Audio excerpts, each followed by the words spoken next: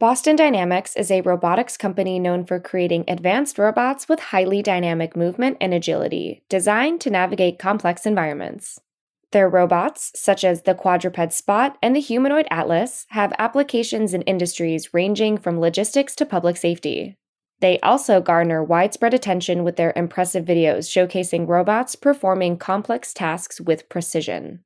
Matthew Malchano is Boston Dynamics Vice President of Software. For more than 20 years, Matt has been a technical contributor and leader on robotics projects such as Spot, BigDog, LS3, and SandFlea. He has led efforts in areas including software, product, and robotics autonomy, perception, and control. Matt joins the podcast with Sean Falconer to talk about his wide-ranging work at Boston Dynamics. This episode is hosted by Sean Falconer. Check the show notes for more information on Sean's work and where to find him.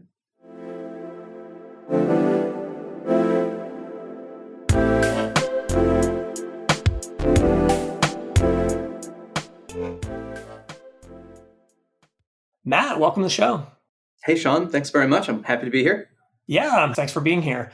I'm pretty excited about this. We don't have that many shows that touch on robotics, a couple, but I feel like a lot of times robotics, in some senses, like a lot of people who end up studying engineering or even becoming software engineers, a lot of times that's like where they start, is some interest in robotics. So I'm kind of curious, where did your fascination with robotics begin? Well, when I was young, actually, essentially in elementary school, I just became very excited about robots. And I remember telling my parents, I'm going to grow up and be either a detective or a robotics person. And I happened to luck out that I went the standard computer science track all throughout my education. And then I decided when I was going into my master's that I wanted to shift gears and learn about an applied area, right? Like learn how to apply software to robotics. And I shifted gears, did work in that area, and then graduated and was lucky enough to get a job at Boston Dynamics, right when we started building robots at the beginning of sort of the BigDog era, and got to live out that childhood dream of mine. That's interesting. So how do you think building and thinking about building software for robotics, something that is going to exist essentially in a physical capacity and maybe even interact with people, physically. How's it different than maybe developing software that's, we think about maybe is only living in sort of a digital sense? Yeah, it's interesting. So in many ways, it's the same, right? We build all the same kinds of software that I think people who work all across the software industry do. So we're making web pages and continuous integration systems. We're building up servers and clients. We're building APIs. All of that's a part of building product robots. One of the things that separates, I think, robotics from just general software is it's like you run on a computer that, might not be there some of the time. And so you spend a lot of time dealing with the availability of hardware, the costs of scaling that hardware. A robot is a thing that can break, particularly when it's in its research era. And so you'll discover you'll get a chance to run your algorithm and then you'll go, oh, whoops, the robot's gone for the next day. I've got to go and go back to the drawing board to work on that. And so you spend a lot of time trying to figure out ways to be very efficient about how you run software on the robot to maximize what you learn every time you do an experiment. And a lot of the work is an experiment in a way that, all software work is an experiment, but software is blessed by being very repeatable, typically, right? That if you build up a system where you control all the inputs to the system, then, you should get the same answer out every time you use it, right? It's deterministic. Robotics isn't necessarily that way, right? You go run on the robot, and the second time you have slightly different noise on all the sensors, slightly different behavior out of the robot. Maybe someone pushes it, and all these things are things that the system has to respond to, but you aren't guaranteed to see every time. And so it's got this extra level of non-determinism in it. It's got this extra level of logistical complication. But at the end of the day, a lot of the software feels very similar, right? There are some robotic specific software areas that people work in. You're going to go off and learn about doing real-time software if you work in robotics, or you're going to work on firmware if you're working close to the hardware. But all of those are also sort of very natural, I think, for a lot of software engineers. Yeah, absolutely. I mean, it's interesting, in terms of testing, even though Boston Dynamics probably has access to more robots than most companies, you still have a limited number of resources. So presumably everyone's sort of competing for access to the same limited set of robots to be able to test something once they get beyond, simulation phase to being able to test it actually on physical hardware. Yeah, absolutely. So, it depends on what level of maturity your project's in. The Spot project, for example, runs like 100 robots internally. It has a tremendous amount of QA hours that get done every week on those robots. That gives us the ability to be really sure that that system's going to work when we ship a release, right? And it gives us a lot of coverage just day to day. So you get super fast feedback about whether the changes you've made are making the robot better or worse in the environment that we're running it in. But in the early days of that project, we only had a few robots that we were able to use to build the product robot out of. And then you have to sit there and work very carefully to figure out, well, who's going to run what? And, is the software buggy or is it the hardware that's broken? Lots of very difficult questions like that. Yeah, absolutely. You work for, as we mentioned, Boston Dynamics. I think, probably easily one of the most famous, if not the most famous, advanced robotics company in the world. And I'm sure you get this kind of question all the time, but why build robots that can actually walk? Why make humanoid robots that can do backflips? What is the reason for doing these kind of super dynamic behaviors with a robot? So one of the sort of obvious things is that robots that walk just have a lot of advantages as a product over robots that don't walk, right? They're able to step on things, step over things. They're able to move through thin gaps, right? They can climb stairs. They can reposition themselves in all sorts of ways. They're able to control where their body is oriented, which is really important for manipulation or for doing inspection with the robot, all key uses that we've used on Spot. Also true for humanoid robots, right? They're able to reconfigure themselves and do things that humans do, like reach down or access low areas.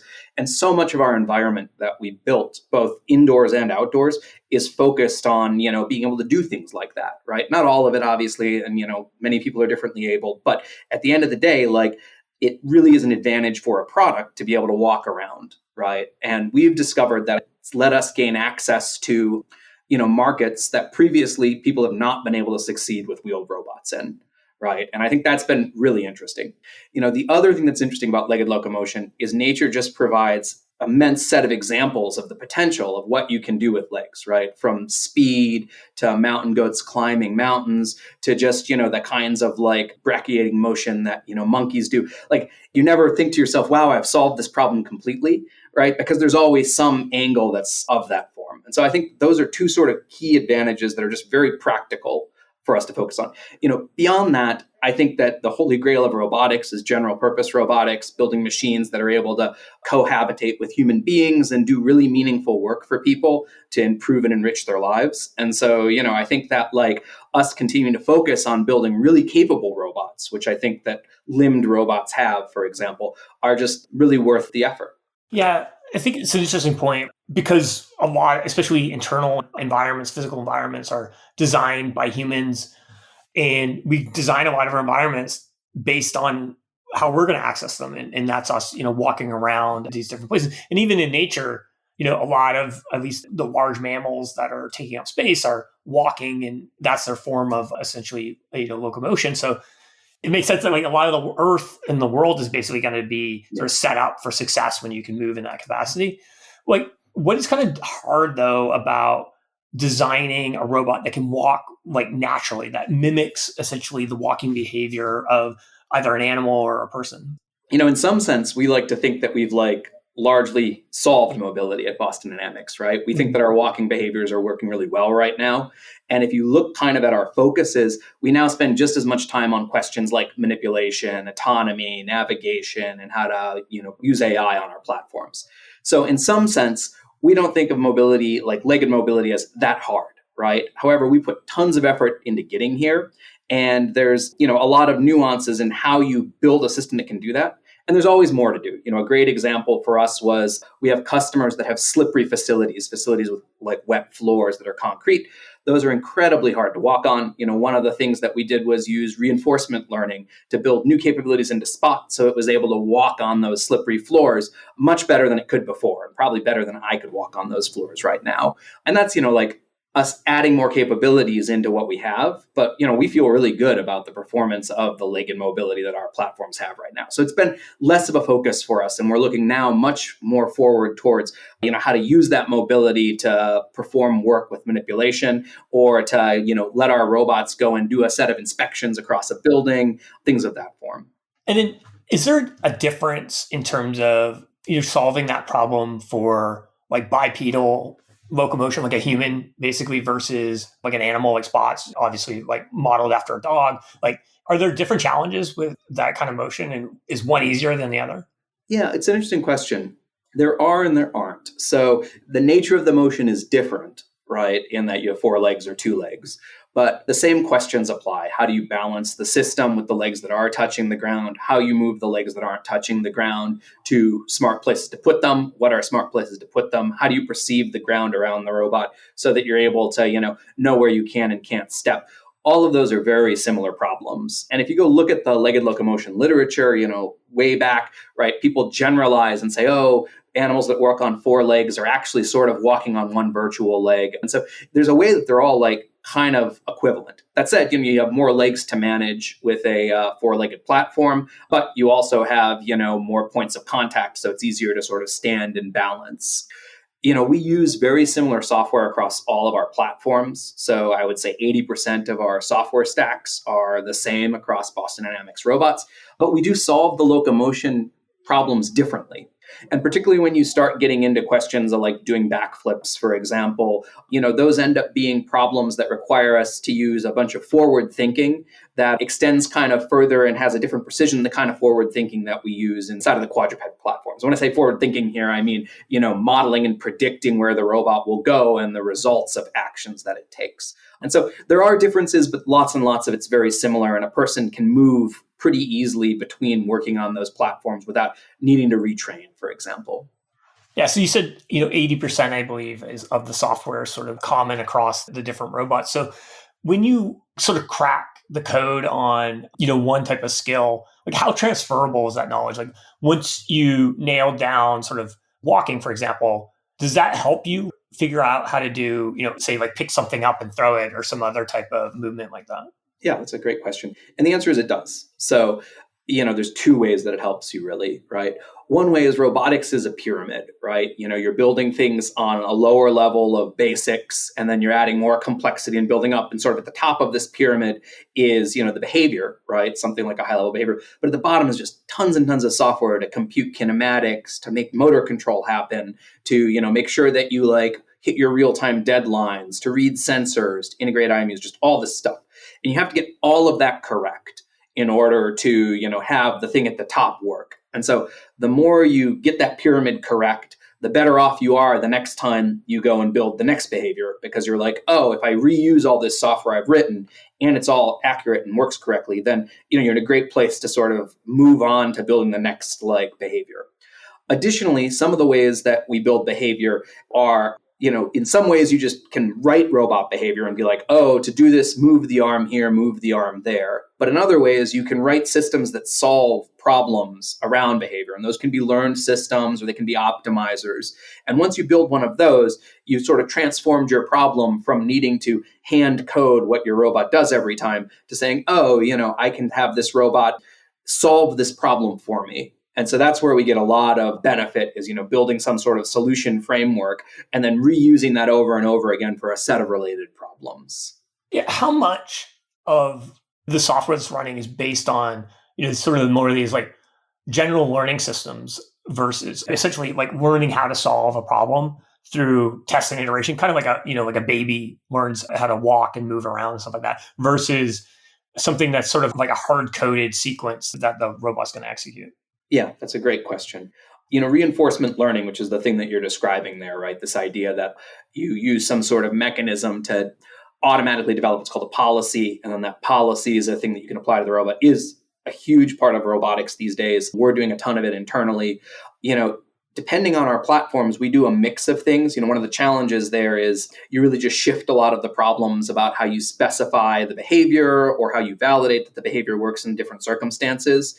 And you still have to do all that work. And so we continue to use a mix. We're on Spot, for example, we have a lot of sort of classical controls that we put into place, which we now augment using reinforcement learning in the space of how that classical controls works. On some of our other platforms, we're starting to look at reinforcement learning as a way to do various tasks that are relevant to manipulation. But we also mix that with other techniques as well. I think it's still hard to build a reinforcement learned robotics behavior that essentially has everything in it that you need to productize that behavior and use it robustly, with a customer who might not be a roboticist and just wants to rely on the idea that the robot will work and do what it's supposed to all the time. But, huge research area, we're doing a ton of it, and I know it's really big in industry right now. What about the difference between sort of trying to design a robot essentially to be like a general problem solver versus solve more specific tasks? Like if you could design a robot that, I don't know, is specifically can go into a car that's on fire, rip the door off and save somebody versus a robot that can be thrown into any sort of dangerous scenario where you wouldn't send a person to try to rescue. And those seem like completely different design scenarios, and you would develop the software and the hardware maybe in a different way. Yeah, they really are. I guess the great example of this is something like robot arms in a factory versus putting, a humanoid robot in a factory, right? And I think there's really a continuum here, right? On the very specific robots, they're very successful, right? Robot arms work really well in like manufacturing right now. However, you pay all these additional costs, like you have to go and retool your factory whenever things change, right? Or you got to like go and move all these arms around. And so they're good for fixed activities, for example, that you know ahead of time exactly what you're going to do. But if that changes, and requirements always change, that's sort of a software engineering thing, right? Then, all of a sudden you're going to realize your fixed purpose robot maybe can't be adapted easily to the new thing. On the other end of the spectrum is building a general purpose robot, which of course is a huge area to figure out, to really achieve the kind of generality that humans have for like working on tasks. But I think in the middle, there's lots of places where we can build robots that are really reproducibly general purpose, right? And then apply them to specific tasks, achieve ROI on those tasks, return on investment, and then use that to continue growing robotics as a business area, right? And proving it out in more and more sort of applications, right? As you get towards general robotics. And I think that's the tact we've really taken. Something like our stretch robot is designed, and sold to take boxes that arrive on trucks and essentially like unload them onto a conveyor. However, the overall system is a general purpose robot. And so we think it can be used for lots of other handling like activities that need to be done. Similarly, Spot's really a general purpose quadruped platform, but we spend a lot of time trying to make it as adapted as possible for very, very specific tasks, which is enterprise asset management, going around and inspecting things inside of a facility and making that easy for someone to do. Right. And so I think that like there's a continuum and we're sort of figuring out a way to build robots that do a whole range of tasks as an approach to get to general purpose robotics. And I think it's going to be like that for a long time. How many different types of robots does Boston Dynamics have, and like what are they specifically designed for? Yeah, that's a great question. We have three main product lines right now. So we have the Spot robot, which is a general purpose quadruped, and it is primarily designed to do industrial asset inspection. So, you take it and you buy it and it comes with a dock, and essentially you put it in your facility and you can wake it up and it'll drive around on a schedule and take photos of things and use a variety of sensors that are payloads in order to understand whether things in your factory are breaking down, whether you have something like an air leak or an overheating motor, things of that form, right? And it gets used in a lot of industrial areas. It also has the ability to do lots of general purpose work. So you can buy other kinds of payloads and people use it to patrol areas. They use it to work in dangerous environments, things of that form.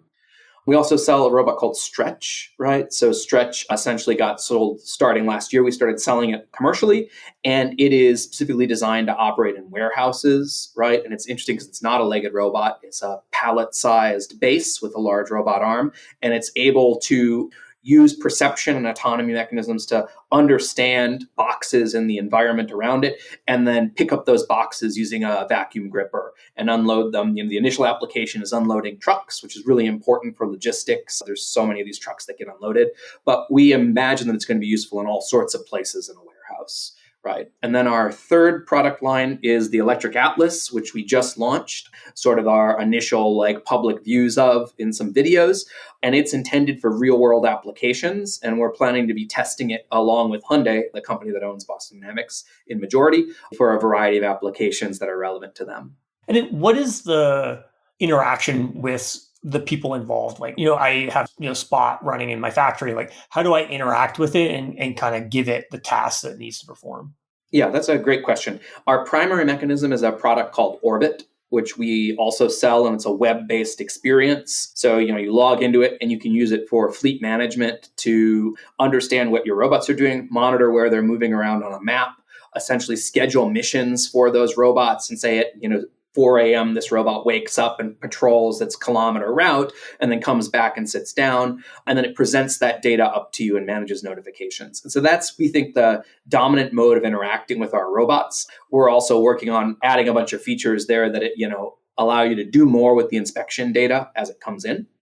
And then, out of the box, you can actually just take a Spot robot immediately and start driving it. It ships with a tablet controller that allows you to drive it around. Similarly, Stretch is planned to be added to Orbit, also contains its own tablet controller to allow you to move it around. It has a simplified interface that makes it easy to train individuals who work in logistics facilities on how to, command the robot to do things like start an unload job or pause that unload job. Additionally, all of our robots are planned to have APIs. So we have an API on Spot that allows people to build sort of an arbitrary amount of software there. And many of the behaviors that we've built also operate using that same API. So for example, our navigation stack. And that, is just an indicator that, hey, this API is quite powerful and lets you do a variety of things. We recently just shipped it with an RL capability so that people are able to take our robots and build their own RL-based controllers and then directly control the joints of the robot, which was a big ask from a lot of researchers. And so there's a bunch of different ways, but predominantly, we're focused on finding ways to deliver robots out to not just people who are robot experts, but to people who can just use them to make their jobs easier. Yeah. So with that API, can I essentially programmatically build my own extensions and new behaviors that can be executed by the robot? Kind of like a much more sophisticated version of Lego Mindstorms or something like that. Yeah, absolutely. And it operates at a bunch of different levels. The API runs over Google gRPC, which is a remote procedure call framework, right, that communicates over TLS and, HTTPS, which is great for being able to be compatible with enterprise environments. And then you're able to command a whole variety of different services. We've broken the sort of surface area of the robot's functional API into a bunch of really microservice style services that you can talk to, which allow you to take either high level or low level command. If your robot ships with an arm, there's an API that allows you to control how the arm works. You can drive the robot, like the tablet's all implemented against the API, so you can tell the robot to go to some location, turn on and off all the features. It's really very full featured and does a nice job of putting the complexity of commanding a robot behind, a really usable network interface. Yeah, that's really cool. And then what is the actual development process for, building one of these robots? I'm sure they're years in the making, but where's all this stuff kind of begin? Yeah, that's a great question. Oftentimes it begins with the previous robots. We're hugely iterative, right? We're definitely a build it, break it, fix it company. Our CEO says that to us all the time, and so our machines are constantly evolving, right? That's one thing to keep in mind. It's not like we throw it out and start over again. We just take what we have and figure out how to keep, moving it forward, both locally and then in terms of project to project. We often try to reuse as much software as we can between iterations so that you can get started as soon as you can. You might go ahead and get started and then decide you need to change a bunch of that software. But that means that, you're not spending a lot of dead time just writing things from scratch when you start a new robot.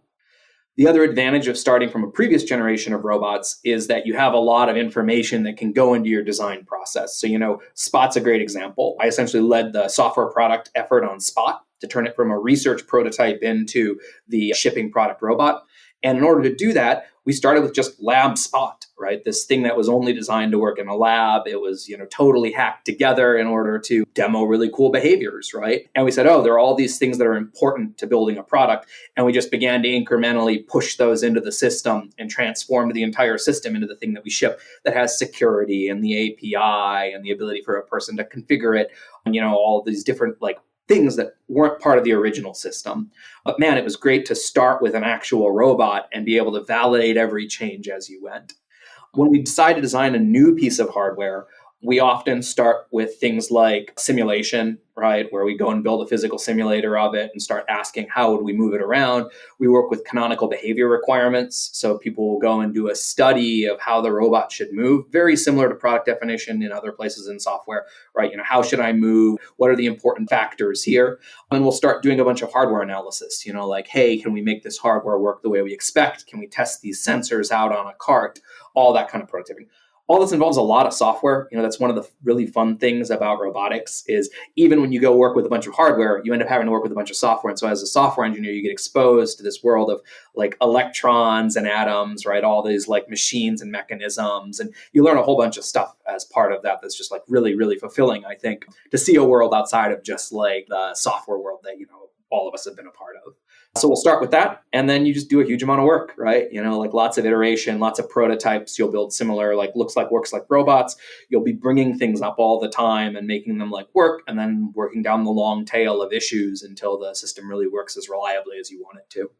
In this sort of culture of like break it, fix it, like I think it makes a ton of sense. Like if you're going to figure out how to, have a robot do some sort of new behavior, realistically, that robot's going to break a lot probably through getting to a place where it's actually able to execute that behavior reliably. So you have to be able to fix it. Otherwise, your learning cycles would be so slow. But how much of the hardware is being built in-house versus, built by somebody else? Or is it just, even if it's built by someone else, the assumption is that you should be able to fix some of it in-house so that you can have essentially these fast learning cycles? A lot of our hardware is built in-house. So certainly a lot of our prototype hardware gets built here. We have a machine shop of expert machinists. They're sort of F1 grade, like machinists are able to build all sorts of really cool parts. And we've moved all of our manufacturing into Boston Dynamics. So we have a factory that produces spot and stretch robots right now, which means that, they come off a line in a box and we're able to get the same version that would ship to a customer. And once you hit that point, that's just great because now you're never like, you can just get another robot if you need one. And we do all the sort of hardware maintenance in-house. It's important to do a lot of that kind of thing because similar hardware and software, the entire concept behind a build it, break it, fix it kind of cycle is to do root cause corrective action, right? You want to take anything that goes wrong and ask, what was the root cause of that thing? Like really drive it back to whatever is the thing that caused it to happen. And then you want to take some positive action to fix that root cause. And so that's just, consistent across our entire organization from software to hardware. Everyone's asking, when something has gone wrong, great, where do we file the ticket? Like which team needs to go and figure out how to fix it? Like, how do we know that the fixes have all gone in? And then we, similar to lots of software orgs, structure our software release process around that. We structure our hardware maintenance system, like processes around that, and use just all that to constantly drive the robots to higher and higher in mean times before failure and mean times before intervention, which are the kinds of metrics that we're tracking all the time to make sure that the products are always improving. And in the project where you took Spot from essentially being like an R&D product to actually being a product that you can, sell to somebody who's, not a, part of Boston Dynamics or part of some sort of government agency, like what were some of the big changes and sort of like technical challenges with making that actually a product? Yeah, that's a great question. We had to do everything from building the manufacturing flows for as you created components, how you'd assemble those components in a factory, all the UX that people need to, be people who work on manufacturing. We had to take the robot from essentially being a bare, Unix style system to something that had security features. So, it has an encrypted disk and like locks out, the ability to access it. The API is authenticated. We had to add the API. People went off and built the tablet UX that didn't exist ahead of time. There were tons of internal interfaces that had to be either removed or, pivoted to be shippable later on. There was a long tail of making sure that the system was really reliable. You'd have these early robots and the early robots would have some issue. And, if it happens once every 2 weeks, a lab person won't care. They'll just reboot the machine. But that's totally unacceptable for a product. And so, all of those get run down and solutions get made for them. There's lots of things that are on the edge between software and hardware. So, people constantly are trying to understand, like, what like, why is the hardware acting the way it does? How do we make that work? We had to go write new motor controllers for it. One of the interesting things was Spot transformed from being a hydraulic robot into an electric one. So as part of that, lots of work was done to build sort of the electric motor version of the system. So there was a lot of like sort of fundamental science type work there that was interesting. Why was that switch made from hydraulic to electrical? There's lots of reasons. Electrical things have improved since the early days of Boston Dynamics. We did lots of hydraulics work. Hydraulic is great for power density.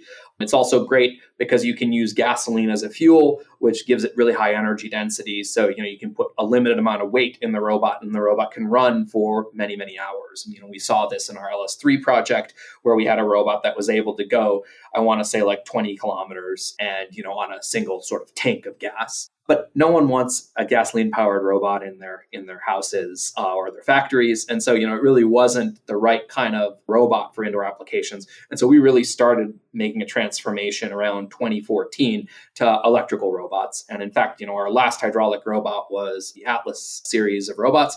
And that has now turned into the E-Atlas robot that you've seen in videos, which is all electric and is even more capable than the hydraulic one, which I think is like just an amazing testament to how good you can make electrical robots these days. In terms of, going from like a robot that maybe is used for like doing a demo or even used in a lab situation where like you can reboot it if some sort of problem happens or people are there to like service it, to suddenly having potentially like a robot that is in a manufacturing, in like a factory running 24/7. How do you deal with things like dust accumulation or other things that could get into like the robot's components and essentially impact its reliability and actually cause it to malfunction? Yeah. Mechanical engineers spend a lot of time on that sort of thing, right? Sealing is a big thing, as is like figuring out ways to, it's always challenging when something moves. Things break around things that move. I think people who work on their cars know that and things like that. And so one of the interesting things is like, everywhere where you have wires that cross moving points or connectors, all of those are things that people are constantly figuring out how to drive out of the design in order to, make the robot just as reliable as possible. And so it's very similar to the software process. People are just constantly asking, how do I make the equivalent of Git commits to my manufactured design to say like, oh, let's fix this. They call them ECOs in the hardware world. But, they go essentially make commits to the process and go, we're going to go and swap this component out. And all these things are done just to sort of drive up that overall reliability of the system. What kind of safety controls have to be built into the robot to make sure that it doesn't, accidentally run into somebody or it's performing some sort of maneuver that applying force to some object and that ends up like applying force to a person or, some other thing that could lead to, hurting someone? So we have an entire safety department inside the org right now. They work on questions about hazard and risk analysis, right? Which is a common practice for how you take a consumer product and make that product, safe for people. And they do those analyses on our different product lines as we ship them. And so that's all like a key piece of, how we build what's called an operating domain, right? But the idea that you combine both the way the machine itself works along with ways that you require it be used in order to ensure that people don't get injured.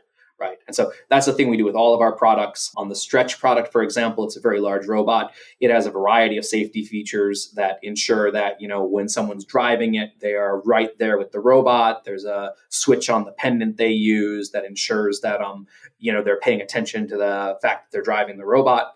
And the robot can only move at a very limited speed. And then it has to go into a limited area where it's able to then do its box unload at full speed. But the rule is no human can be in that space. Spot, because it's a smaller robot, doesn't have those same concerns, but there are lots of ways that we work together with customers to make sure that the robot's safe. Long term, there's open problems in safety, and it's one of the places that we are continuing to look, right? If we want to really build robots one day that work together with humans in close proximity, then there's lots of technologies that are relevant to go and explore in that space. And we're starting to look at things from functional safety up to AI capabilities that'll make sure that the robots are able to work with human beings. In terms of AI, some parts I would assume, we mentioned reinforcement learning, so learning new behaviors, but some other parts of the robot's behaviors are probably down to some sort of machine learning algorithm like executing. So how do you balance between the need for sort of being able to react and be real time versus essentially the raw number crunching and computation cycles that's going to take to execute some of these models? The easy answer is lots of optimization, right? I guess structurally, one of the things we do is we break up the decision making into different times, right? This is very common for real-time software, right? You might have a very fast control loop that is executing some very basic algorithm to just, run basic control on a set of joints. And then you'll build slower loops around that are able to run at different speeds. And so it's very common for our sort of low-level controllers to run at hundreds to thousands of hertz. But then from there to have something like an image processing algorithm running at tens of hertz, right? And then as you go into sort of more modern ML models, many of those can't execute more than maybe once every half a hertz or 2 hertz or something. And so you kind of take what you need to be able to do and you break it up into pieces, and you have those pieces all complete over the schedules and timelines that they can, right? And of course, the thing you're always trying to do is figure out, well, is there a way I could do this faster? Could I speed up this loop? Could I make this decision a little bit faster? And you get lots of advantages by making decisions faster in robotic systems. It improves your force control. It makes the robot respond to things more quickly. But on the other hand, that means you just have to have much more efficient sort of code for that. So that's the general balance of how things work. And, we'll even access things off robot, and that can take longer. And so it's really a systems problem, right? You go and design the robot to achieve the set of goals that you need there. How many sensors are on one of these robots that you're taking as input at any given moment? So there are various kinds of sensing on the robot. So for example, there's what we might call low-level sensing. That would be for every joint on the robot. We care about the position of that joint. We care about the force that joint's exerting. Oftentimes, we may measure those things in multiple ways, right? And then building out from there, you have physical sensors around, the orientation of the body, like an IMU, right? And then you'll often have a set of perception sensors built around that. So the perception sensors on Spot, there are 5 pairs of stereo cameras that look out into the environment around the robot and allow it to perceive the ground, obstacles, things around the robot. On Stretch, there's a mast, right? And that mast contains a set of cameras and other sort of distance measuring equipment that's able to image things around the robot. And so it varies from robot to robot, but you'll have a set of sensors for just how the robot moves, proprioceptive, I guess would be another word for it, and then a set of sensors that are often perception-based. And many of our robots, with Spot, you can put payloads on the back, so you can go and add a LiDAR, right, and use a Velodyne to understand, which is a spinning LiDAR common in the AV industry, to understand, the space around the robot, or you can get one of the inspection payloads that we sell and put really high-resolution cameras on the system so that you can get really good images of far away things and, read them as the robot walks by. And so there's a bunch of different configuration in that space. But that gives some sense for the kinds of sensing that the systems have. What, programming language are people actually writing the software in that's actually executing on the robots? Yeah, that's a great question as well. And it's a lot of languages. One of the things that happened as we moved into product is we became very polyglot, right? And so, classically, lots of robotics gets done in C++. The vast majority of people who do sort of behavioral type work on our robots are working in C++. There's a growing number that also work in Python, right? Or some Python C++ hybrid. We've also used Python, historically MATLAB, for doing offline analysis. So, you need to go compute some downstream numbers and make some graphs, so that kind of thing. Over time, TypeScript and JavaScript have grown as you end up having to put websites and web type experiences in lots of places. That includes both in, on robot and in the cloud and in, our other appliance type technologies. And then additionally, we're starting to see uptick of languages like Go and Rust being used in small areas where people are like, hey, this is the right solution for these problems. And then all of that gets pulled together into, the set of information that we release onto the robot as a software release. And so you're really pulling all these different languages together into one thing. How big is the software engineering department at Boston Dynamics, and how is it sort of organized? Yeah, Boston Dynamics is around 250 software engineers, give or take, depending on how you want to categorize them. It's organized into product thrust teams. So, we'll have a software engineering team that is focused on the Spot project and the Stretch project. We also have a central software team, which I run, which is a team that works between those teams, doing things from engineering enablement up to R&D style activities, future technology development, basically just anything we can do to make the company move faster. Our software engineers vary in background from people who are very robotics focused and work on behavior or controls over to people who are very customer focused and work on things like building software solutions for customers and doing field service for customers. And then, a wide variety of experts in all sorts of different domains. So, people who build websites, people who write firmware, people who write safety sensitive software. All of those things are things that are part of, the group of people who are building software at Boston Dynamics. In terms of third-party software that are you using to make some of this stuff happen, is there any, open source technologies or software frameworks that play a key role in this? Yeah, absolutely. We use a lot of open source software. I would guess we probably have hundreds of open source packages that are a part of the software we build. We use a lot of, traditional technologies that people who work in computing probably know about, like, for example, Protobuf from Google, gRPC from Google. We use Bazel as a build system. We got some of that because we used to be owned by Google. And so, that was probably like a flavor of the things we do. We also use a lot of open source and robotics packages like OpenCV, the Point Cloud Library, PCL, Eigen, the linear algebra system. So, we pull a lot of that kind of technology in as well. And that's really useful for, people being able to rely on really high quality software and tools to build things. We tend to be shy about committing to frameworks in our experience. So, one of the things we don't do, for example, is use a lot of ROS, which is the robot operating system, a common framework. And that's in part because once you sort of commit to a framework, you often find that, it's both does a lot for you, but also controls a lot about what gets done. And so we're just always cautious about, how much you commit to a thing like that,